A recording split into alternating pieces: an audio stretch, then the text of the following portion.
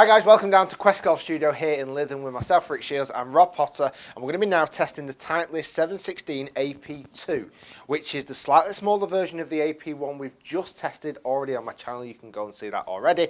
And this brand of TITLEIST iron won 3 majors last year, Jordan Spieth winning 2 of them and Zach Johnson winning the other, but they've changed the model.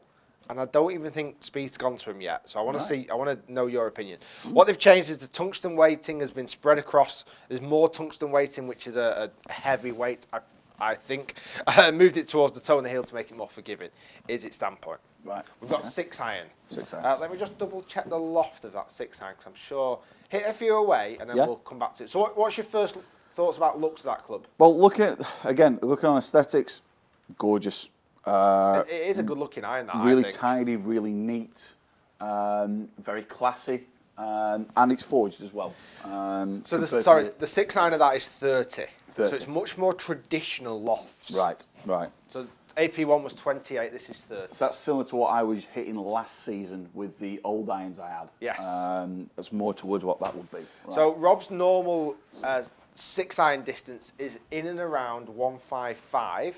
And we saw, 160 would be ideal, but 155 roughly. Let me just get rid of that. The white lines that are still up on screen are the AP1 lines. This is now a red line, which is the AP2. Oh, a bit thinny. It is a little bit off the bottom. bit thinny. That was a bit off the bottom. That wasn't good. It's looking down at it compared to like the Pro version irons that I was hitting in my other set for the last few years.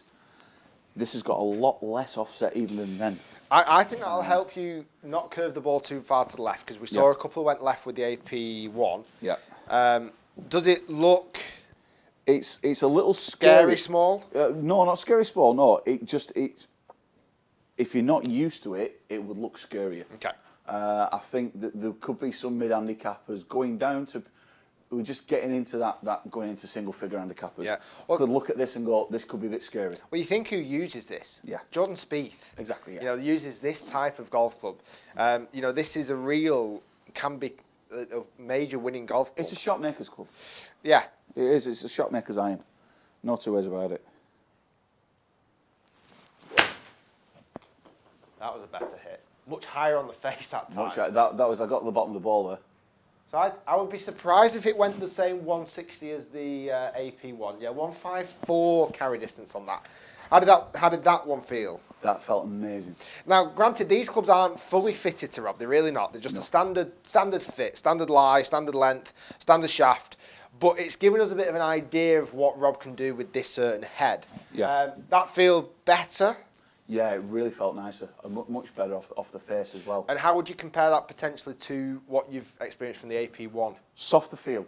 The AP1 felt a little springier in some respects. I think that's down to the tungsten with the weighting. This came off. It came off as you expected to come off on a forged. I was going to say, this has got forged characteristics on it. There's a lovely soft feel to it. It's 2 degrees weaker than the AP1, so it won't go as far, but it should potentially feel better. Looks-wise, behind the ball, is that I'm not going to put, what do you think when you're looking behind the ball with that club? To some people, it'll be looking at a scary 6 iron. There's not much offset to this at all. It's much straighter to the leading edge, I've noticed. It's a shot maker's club. Yeah, There's no two ways about that. When you guys like your Jordan Spieth are using them, and major winners are using these golf clubs, they don't want to see too much offset. And they've got players, even more player irons from this. This is their this is their 3rd in rank. They've got the MBs, which is their super blade, which literally only Adam Scott uses. Then you've got your CBs, which hardly nobody uses, and it's a shame because they're an awesome club.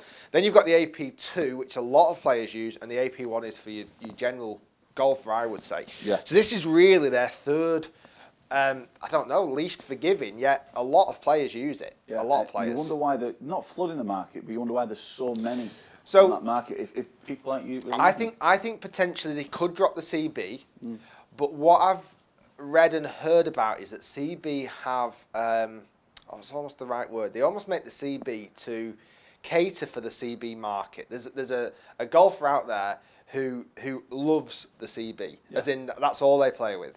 So they kind of make that one. Really, in most people's eyes, there's only 3. Yeah. AP2, AP1, and MB. CB is kind of the forgotten child, which is a real shame because it is a good-looking club. Hit me a couple more of these. Certainly. Like I said, I don't think this is going to hit the 160 mark with these irons. But it's whether you sacrifice that little bit of distance. That's a lovely golf shot. This could go in, you know. We're going to have our first ever shot hold. Oh! So just shy of that 150 carry distance. Yeah, well, actually 145. But that must have felt. Don't put words in your mouth. How did that feel? Well, I did catch it just a touch chunky. Okay. A touch fat, but still. It was only a her, and I knew it was only a her. Yeah. Well, it's right down it, literally right down. Right down the pipe almost, wasn't it? We'll go one more with the AP2, then we'll have a look at some figures.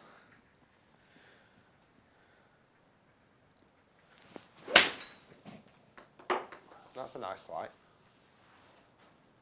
It's probably going to be a tiny bit short, not bad at all. Not bad at all. Right, so if we just pull up the figures there's definitely a difference between that and the AP1, which I would expect to have seen. If you saw the AP1 video, I do apologise. I've titled the first 4 shots of the AP1, AP2. That was a mistake. But the 4 shots at the top were the AP1. The 4 shots at the bottom was the AP2. Notable difference in carry distance. Obviously, that first one was a dreadful thin. But the good ones you were carrying are in and around 148 carry distance. Yeah. Which, with 2 degrees less loft, you would expect to maybe see a yardage drop of about 8 yards. Normally about 4 yards between each degree of loft that change, as a rule. So you were carrying your AP1 in and around the 155 mark, 156. 8 yards less of that is about 148. So it sits exactly where the loft should change it to. Apart from that, spin rate is in and about the same, the 4,000, 4,500 RPM. I just think for distance it's not going to gear you up, but would the field potentially sacrifice that distance? Talk us through it. What do you think? I like the club very, very much. So looks first. What do you think about the looks? Yeah, gorgeous. It is a good looking iron. It's a beautiful looking iron. It really is. Yeah, it's just nice. It genuinely is. Titleist, well done. And then another question. I might start asking you these questions. I like these. So looks, good looking iron. When you look at it behind the ball, what do you think when you're looking at it behind the golf ball? If you was to put I like this. Let's say 1 is the scariest iron you've ever looked at in your life, and 10 is the most forgiving iron you've ever seen in your life. Right. Where would you sit that? So we're kind of going like Ben Hogan to Ben Ross. Yeah. Oh, yeah. There we go. So literally, number 1 is the most bladed, unforgiving iron that we've ever seen. No offset, very flat face.